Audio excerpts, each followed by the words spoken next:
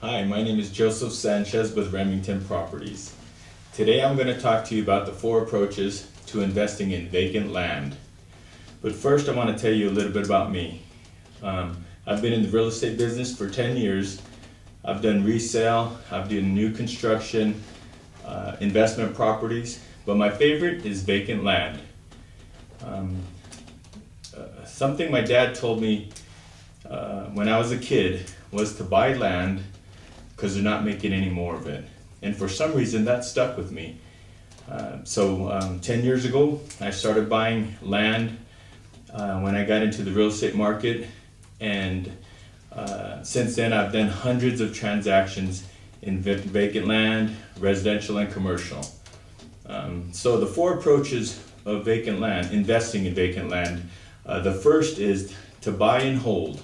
It's the most common. A lot of people buy properties and just hold on to it.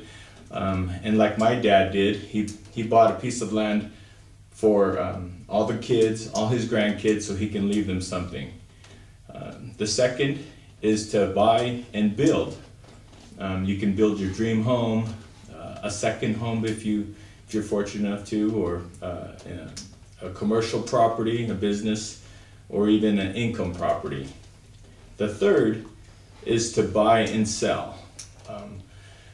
Back in 2005, I was fortunate enough to get in that market where it was a hot market when I got into the real estate business, and you could buy a piece of land out in Rio Rancho or probably almost anywhere, wait 6 months, put it back on the market, and you could literally double or triple your money.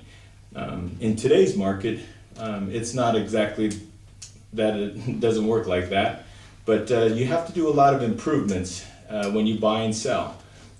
What I'm talking about when you do improvements on vacant land is to bring in utilities, a well, electric, curb and gutter, and usually those bring up the value in vacant land. Also, another thing you can do is you can subdivide. If you have an acre property or 5 acres, you can subdivide it into smaller acres and sell them individually and make money that way. Another thing you can do when you buy and sell is you can rezone it. If you have a residential lot and you rezone it commercial, usually the commercial lots sell for a little bit more. And the 4th approach to vacant land is to buy and lease.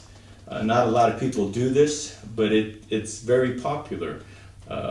A lot of oil wells, oil companies, when they lease land, they don't usually buy the property, they lease it from people, and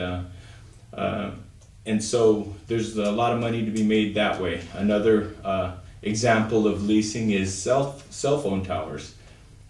You can lease out to a cell phone tower company for 30 years and have income from that.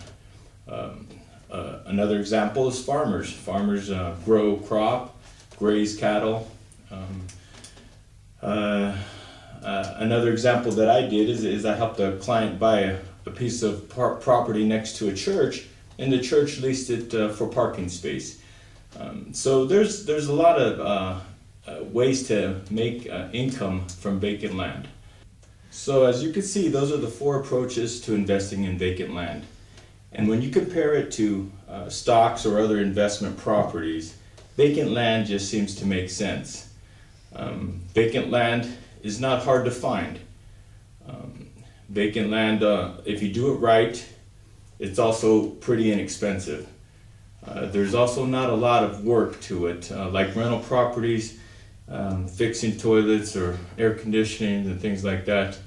It's a lot of hands-off with vacant land. And also there's very little expense. Other than maybe taxes once a year, and you're not usually out of pocket too much money. And then most important, it's a finite asset. They're not making any more land. So once you have that property, it's yours forever. And so that's all I have for now. And if you have any questions or comments, please call me 505-573-3777. And my name is Joseph Sanchez. Thank you and have a wonderful day.